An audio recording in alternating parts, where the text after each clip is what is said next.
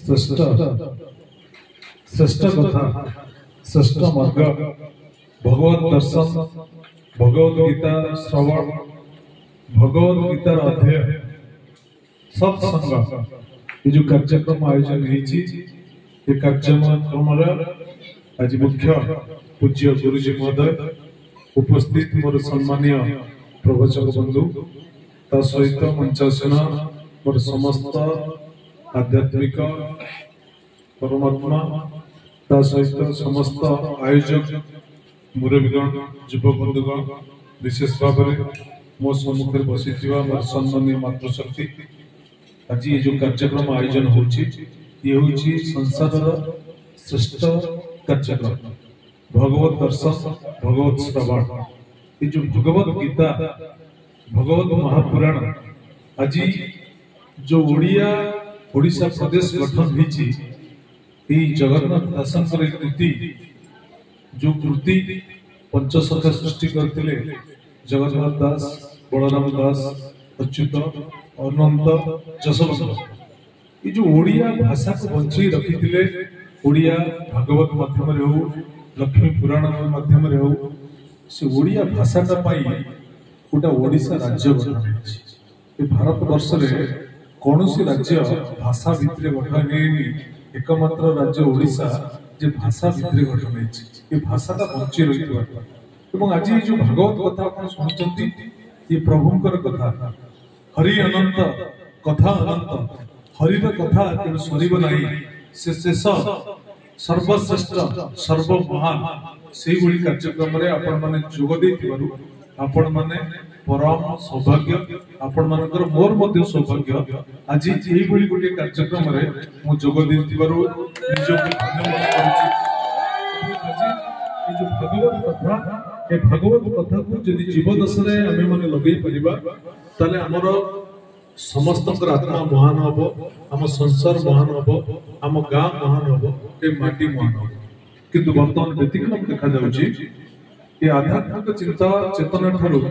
वर्तमान किछि लोक दूरी जाउछथि अधिकांश लोक दूरी जाउछथि जोथि पई ए समाज रे खराब कार्यक्रम सब आगे चलछि एवं जोठी भागवत टुकी होउछि आपण देखुथिबे किछि जगह रे गंजेई टण होउछि जोठी क्लब घर होउछि किछि जगह रे मद पिया होउछि जो निशा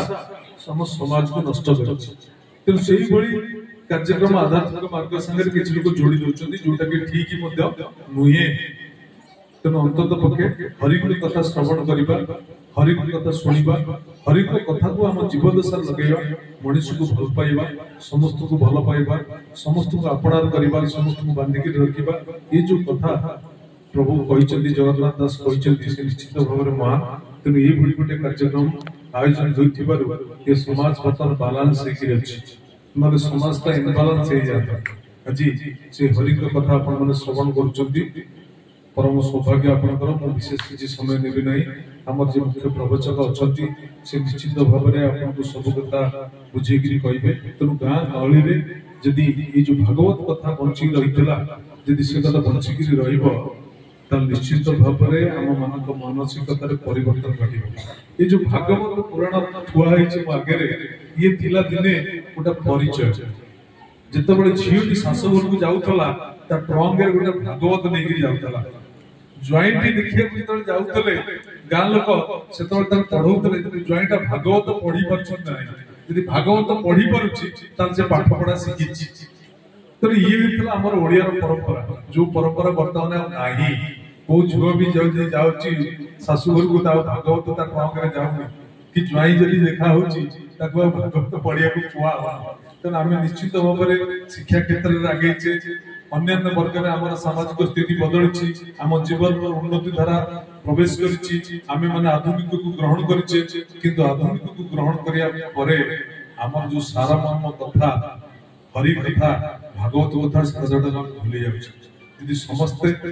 यही आध्यात्मिक मार्ग में प्रत्येक गाँव में भागवत टुंगी हम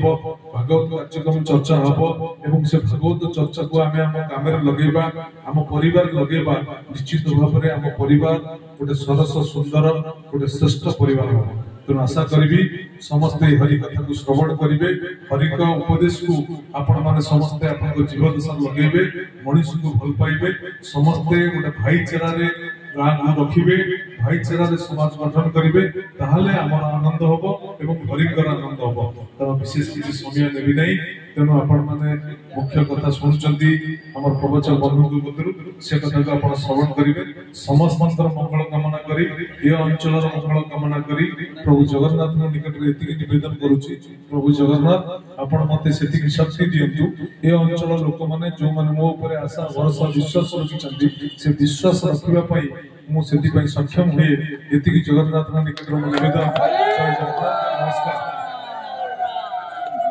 महान आज पर्यंत मोर गोटे धारणा था